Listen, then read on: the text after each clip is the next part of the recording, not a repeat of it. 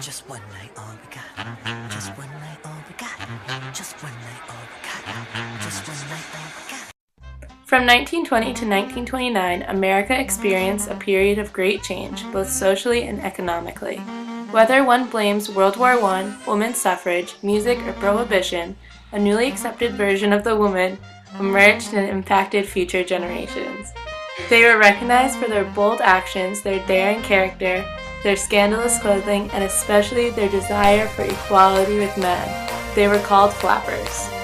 The flapper was inspired by Charles Dana Gibson's drawings of the Gibson Girl. The Gibson Girl wore her hair loosely on the top of her head and wore a long straight skirt and a shirt with a high collar.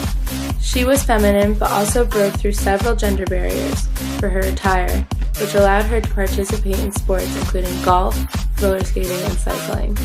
During World War I, both boys and girls of this generation had broken out of society's structure. They found it difficult to return. In the age of the Gibson Girl, young women did not date. They waited until a proper young man formally paid her interest with suitable intentions. However, nearly a whole generation of young men had died in the war, leaving nearly a whole generation of young women without possible suitors. The young women decided that they were not willing to waste any of their young lives waiting.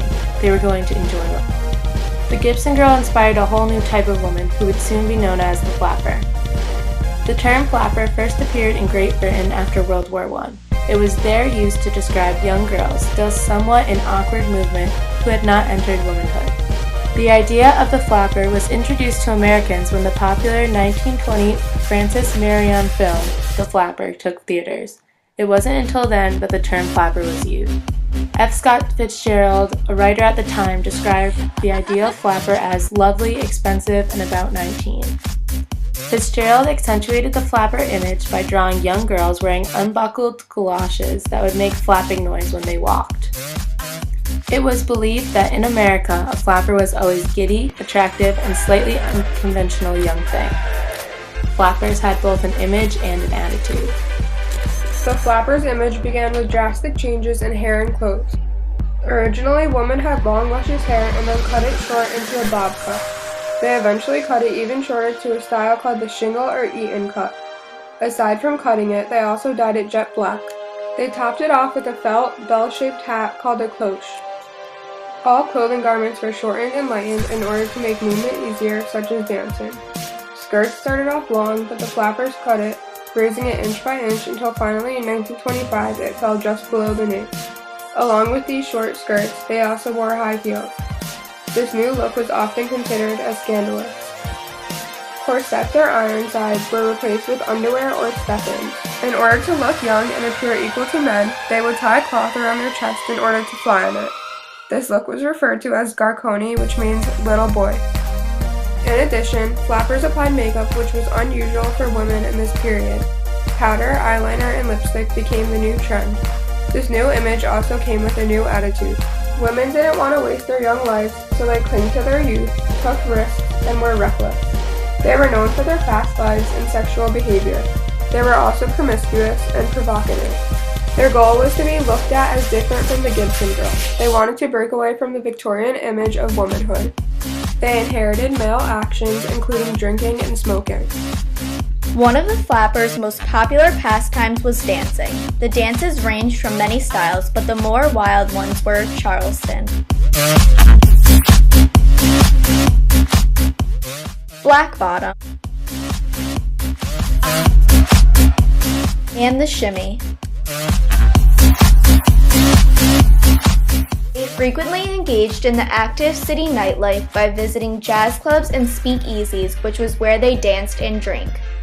They snuck alcohol into speakeasies during the Prohibition by strapping flasks to their inner thighs. Young women were starting drinking early, and even though it was during the Prohibition era, flappers drank a lot of alcohol. To separate and differentiate themselves from the Gibson Girl status, they started smoking, which was previously only done by men. Since cars were risky and fast, it fell into the flapper status, so many of them not only rode in them, but drove them.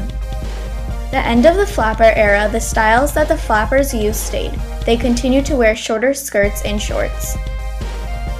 They wore modern-day clothes and no longer wore corsets. They created what many consider the new or the modern woman.